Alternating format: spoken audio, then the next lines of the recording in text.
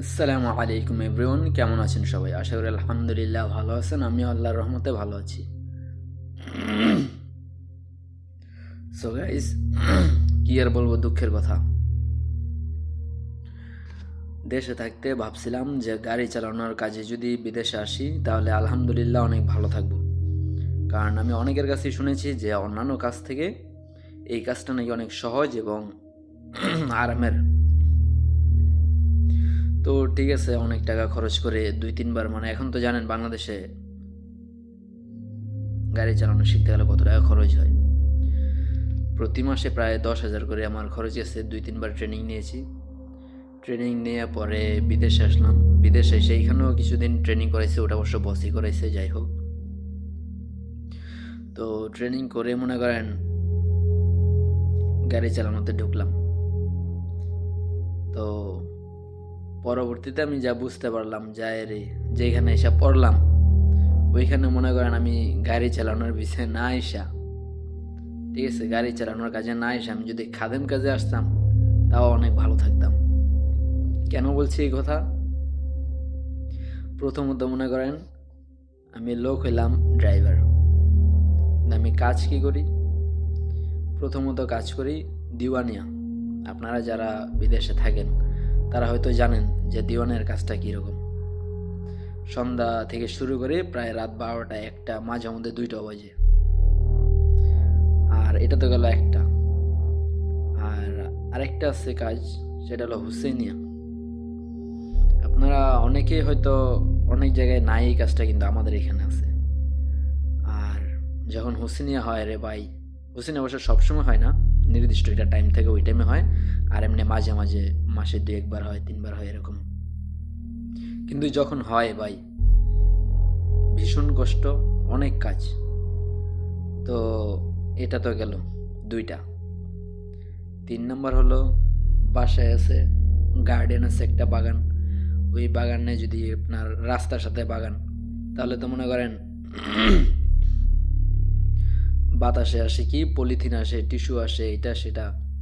তো এটা পরিষ্কারের দায়িত্ব আমার ঘাড়ে।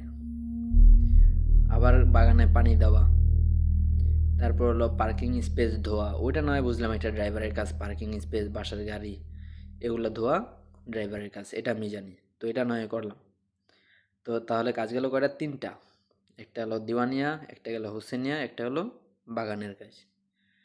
আর এরপর আবার কি, যখন সময় পায়, বাসায় তো লোকের অভাব নাই, জয়েন্ট ফ্যামিলি এখানে। জয়েন্ট ফ্যামিলিতে মনে করেন একটা পার্সেল আসলো, অর্ডার, অন্য কেউ নিবে না, ফোনটা সবার আগে আমার কাছে আসে।